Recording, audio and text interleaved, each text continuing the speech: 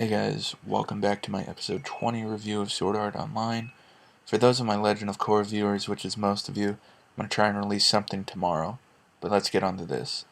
Kirito and Lyfa escape the caverns of the Ape People and head out the mountain to where they're going to head to another place where the meeting's being held between the Sith Cane and the Sylphs. And of course they see the giant group of salamanders heading towards them, but they get there in time. Kirito says he's an ambassador, he's a big liar, but whatever, you gotta do what you gotta do to, stop the dispute. Anyway, he talks to Eugene, who is the commander of the salamanders, and Eugene does not believe him, so of course, what are they gonna do? They have a duel to settle their disputes, or just a fight, really, to the death. Anyway, the fight itself was the centerpiece of the whole episode, obviously. Very tight. I love the aerial maneuvers and the way they fought in the whole episode. That smoke spell was really cool. Good thinking on Kirito's part. He was very tactical during the episode. And of course, then he got that second sword from Lyfa. I wasn't expecting that right then and there. I was thinking it would come later in the series. I just knew it was going to come, but not then. So, it was really cool to see that, though. It threw me off guard, which I love. I don't like to expect things. I want to be thrown off guard each episode in anything I watch. Very cool. So, anyway, it was really cool. I mean, did you just see him, how he dual wielded? He was a boss. He cut through that motherfucker like butter.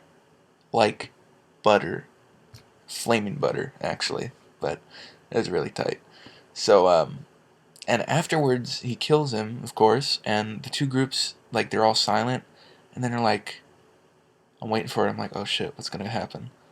And they're like, oh, good game, guys, yeah, woo!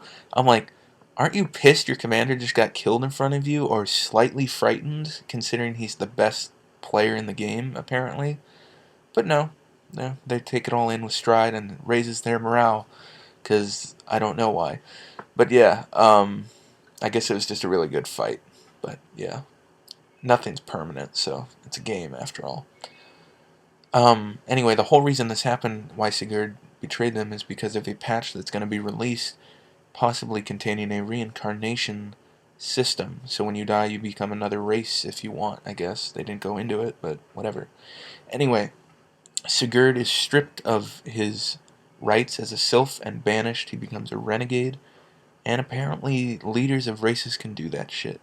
And I'm going to leave a question to the audience in regards to that at the end, so stick around if you want to answer it or at least hear it. So,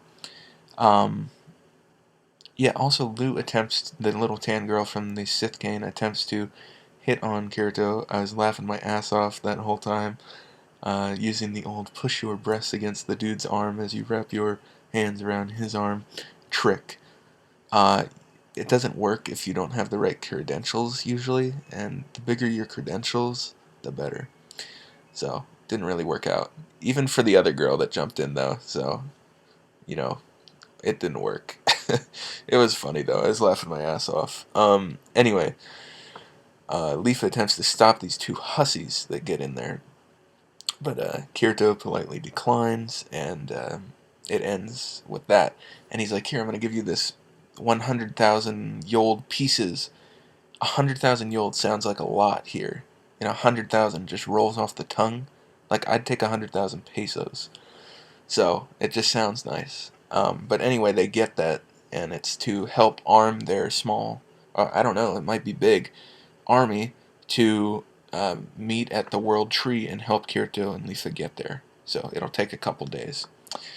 Anyway, also, Yue catches Lyfa cheating with Kirito, like, and Lyfa asks Yue if it's okay to be around him, and she's like, yeah, it's cool, and Kirito, she's like, why? And Kirito's like, well, you don't remind me of a girl. Like, what girl wants to hear that, Crazy, him opening his big mouth, but, definitely has a bad way with words, but what are you gonna do?